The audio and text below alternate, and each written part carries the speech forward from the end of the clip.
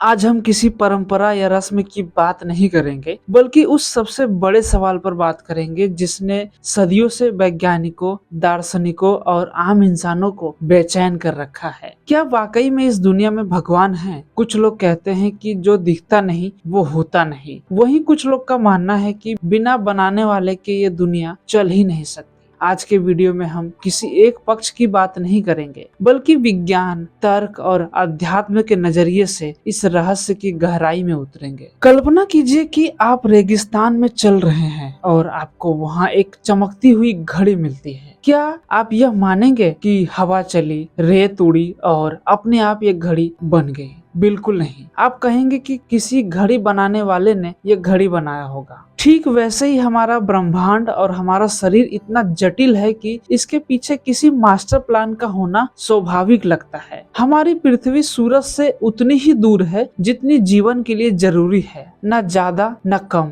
यह क्या सिर्फ एक इत्तेफाक है या किसी सुप्रीम पावर का डिजाइन? विज्ञान कहता है कि ऊर्जा को ना तो पैदा किया जा सकता और ना ही खत्म, उसे सिर्फ बदला जा सकता है। विज्ञान बताता है कि ब्रह्मांड एक धमाके से शुरू हुआ, पर वो धमाका क्यों हुआ, उससे पहले क्या हुआ था? विज्ञान नियम, लॉज ऑफ फिजिक्स बताता है, लेकिन वो नियम किसने बनाए? महान वैज्ञानिक अल्बर्ट आइंस्टाइन का भी मानना था कि इस ब्रह्मांड के पीछे एक ऐसी शक्ति है जो हमारे समझने की शक्ति से परे है। विज्ञान में जिसे हम कॉस्मिक एनर्जी या सिग्नेरिटी कहते हैं, धर्म उसे भगवान कहता है। विज्ञान यह तो बता सकता है कि हमारा दिमाग कैसे काम करता है, लेकिन यह नहीं बता सकता कि मैं कौन हूँ। हमारे भीतर की वो आवाज, वो एहसास जो हमें जीवित होने का बोध कराता है, उसे हम चेतना कहते हैं। कई दार्शनिकों का मानना है कि यह चेतना उसी परम चेतना का एक छोटा सा अंश है। जैसे समुद्र की एक बूंद में भी समुद्र के ही गुण होते हैं, वैसे ही हम में भी उस ईश्वर का अंश है। अगर भगवान है तो वो दिखता क्यों नहीं और दुनिया में इतना दुख क्यों है? इसका जवाब शायद यह है कि भगवान कोई व्यक्ति नहीं जो बादलों पे बैठा है।